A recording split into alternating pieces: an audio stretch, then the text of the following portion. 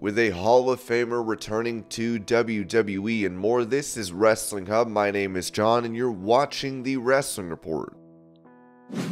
Before we get into the rest of the video, make sure you subscribe to Wrestling Hub and turn on all notifications to stay up to date with everything in the world of pro wrestling. Also, don't forget to follow us on Instagram at Wrestling Hub Official and follow us on Twitter at Wrestling_Hub.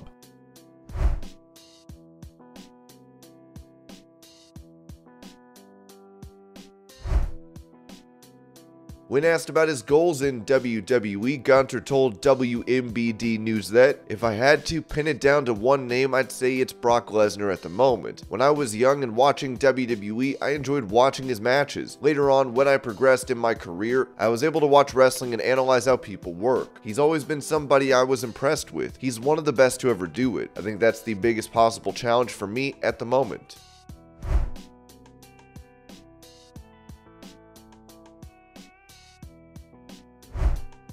On After the Bell, the Good Brothers revealed their thoughts following the release from WWE and how their relationship with Triple H led to their comeback. As Gallows said, "We had gone back and forth with Uncle Alan before the regime change, but we weren't talking about anything. We had done the 2 years at Impact and we're thankful to them. It was a great 2 years there, but we wanted to recharge our batteries and hit Japan pretty hard. We were like, let's take this time and go to Japan through the new year and then make a decision on what we want to do. We're in Dallas doing our last match with the Motor City Machine Guns and we get a text. Hey guys, can we talk? Well shoot, here we go. Maybe we should text back." It was a text from Triple H, but we didn't know if this was something we could or wanted to do or what was going to come out of it after what happened the last time. We got on the phone and could feel the new vibe and how positive everything was. One thing led to another from there. Carl Anderson added, "We had a good relationship. That's why when we got released, I held some angst if we'd ever go back or ever speak again. We didn't talk to Triple H for 2.5 years. There was one text in July 2021. Gallows sent a selfie of him and me drinking beer to Triple H saying, 'Hope you're doing well, baby boy.' 3 days later, I'm like, 'Did Hunter ever text you back?' No. A day later, Hunter wrote back and said, 'I hope you're doing well.' Besides that, we didn't speak at all. We were just getting home from an Impact weekend. It was our final weekend. We get home, do a FaceTime with Hunter. We talked and asked about how the families were. He got asked if we wanted to come back. Talked through our issues and said, 'That was then, this is now. Let's push forward and go.' That was it. Getting chills now thinking about it because I didn't think we'd ever have that talk.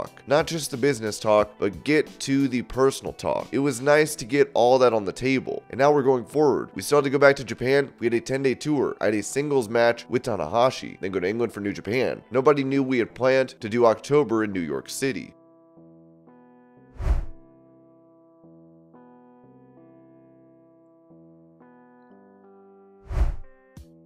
Speaking about his match against Roman Reigns at Crown Jewel, Jim Cornette had high praise for Logan Paul as he said, "The guy is going for the WWE Championship at a stadium show in his 3rd ever match in front of people. And by all right and laws of gravity, this thing should have either been kept short or should have stunk. Or at the very least, it should have been passable. And Logan Paul is a star that they found and they didn't even know it 2 years ago. He's obviously done the training. He's taken this seriously. His basics are better than 90% of the AEW roster in just the training that he's had. He's selling and understands why he's selling in the 3rd match. That right there, it was enough to get over with me."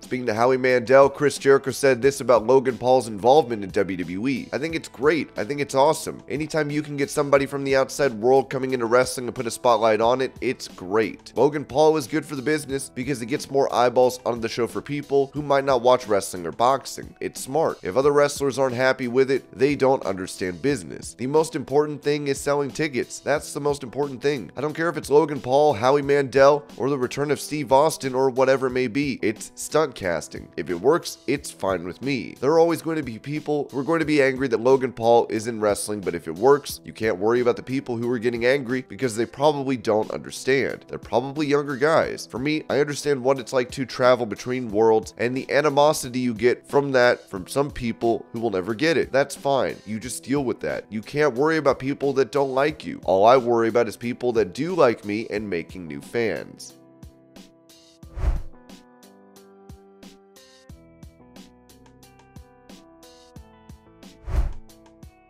with Braun Strowman reportedly having some heat backstage after his negative comments towards high-flying wrestlers in a now-deleted tweet. WWE commentator Corey Graves defended Strowman on After the Bell, saying, "To everyone on the internet who is all up Braun's ass," and Braun being proud of himself and declaring that, in his opinion, that was the greatest big man match of all time. Look, it doesn't have to be your opinion. Everyone is entitled to their opinion. It's a subjective business. Braun delivered, and Braun was feeling himself. He got a whole bunch of people up in arms about him saying, "I'm the best." That's what this game is now. This game is about self-promotion. This game leans a lot more these days toward Logan Paul than the days of old where you had Mean Gene or Kevin Patrick standing backstage trying to convey a feeling. The business isn't about wins and losses. It's about emotion. It's not about moves. It's about feelings. Yes, there is a place. I'm a fan of technical wrestling. I love a good high flyer. I love Ricochet and all these guys. I'm not disparaging them at all, but this is a buffet, particularly in WWE. We have something for everybody. If you don't like the flippy guys, here comes the Giants. If you don't like the Giants, watch this. We have the best athletes in the world. We have the best technical wrestlers in the world. Relax, everybody. This is a guy who wanted to get people talking, and he did. Guess what? Braun is not losing any sleep. As he himself admits, it's all about his bank account these days. I'm sure the monster is sleeping pretty well these nights.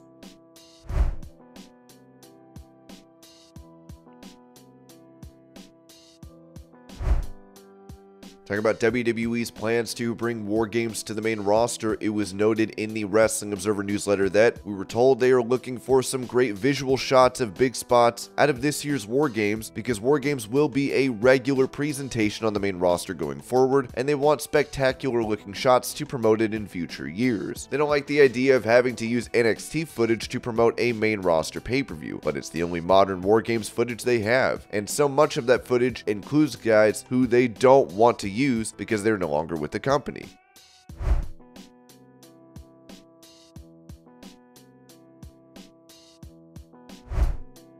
As the Judgment Day continue their feud with the OC, WrestleVotes would tell Give Me Sport that, "I know back in late July or early August, whenever this whole shift happened, from what I was told, Hunter wasn't really cool with Judgment Day, not personally, but he just didn't like the idea. But since he's grown behind it, and I think that they're going to be around for longer than anticipated."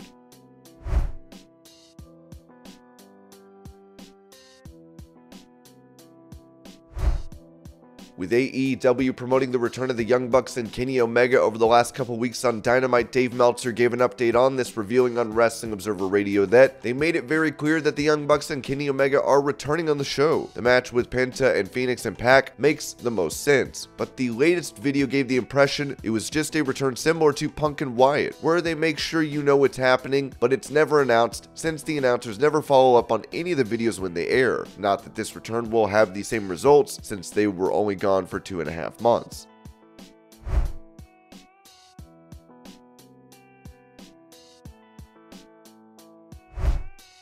It seems a WWE Hall of Famer is coming back for the weekend of the Royal Rumble, as WWE made this announcement. The Undertaker is coming to San Antonio. Mark Calloway, known to most WWE fans as The Undertaker, is set to put on his Undertaker 1 Dead Man show at the Techport Center Plus Arena on January 27th, one day before the WWE hosts the Royal Rumble at the Alamo Dome. In the show, The Undertaker will tell stories from his Hall of Fame career and take questions from fans attending the event. The Undertaker, who retired from professional wrestling in 2020 after more than 30 years in the business, was a 7-time WWE World Champion and a 7-time WWE Tag Team Champion. He also had a 21-match winning streak at WrestleMania. Tickets for the show go on sale Tuesday at 10 a.m. on Ticketmaster. A limited number of VIP tickets, which includes premier seating and a meet and greet with The Undertaker, who was born in Houston and lives in Austin with his wife, former wrestler Michelle McCool, will also be available.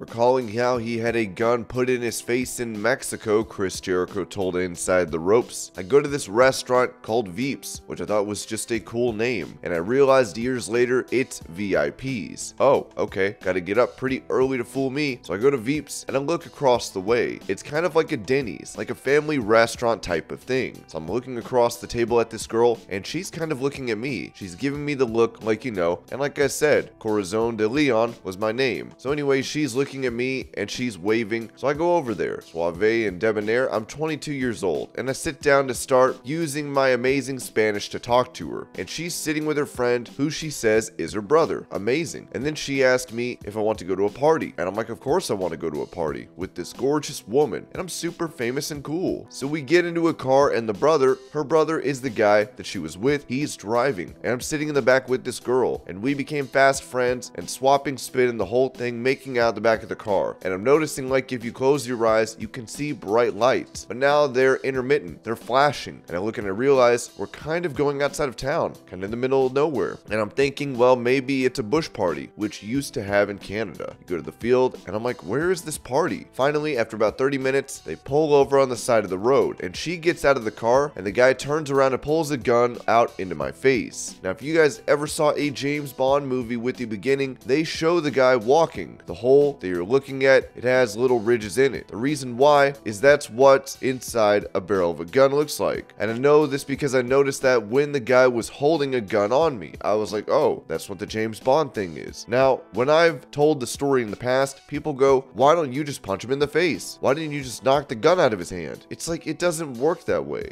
You don't know what to do when someone pulls a gun out on you on the side of a dirt road in the middle of Mexico. And I was thinking, if this guy shoots me and my mom can't find me, mom's gonna kill me. Like, I'm in so much trouble with my mom if he kills me right now. So anyways, he's demanding my money. What did I have? I don't know, 300 pesos, which is about 10 bucks. I give him my money, and they get in their car and they drive away. And as they drive away, the chick is like laughing at me, and all I could think of was like, I just bought her dinner at Veeps. It cost me 30 pesos. And this was your pro wrestling news update. I hope you're all having a great day. Thank you so much for watching, and I'll see you later.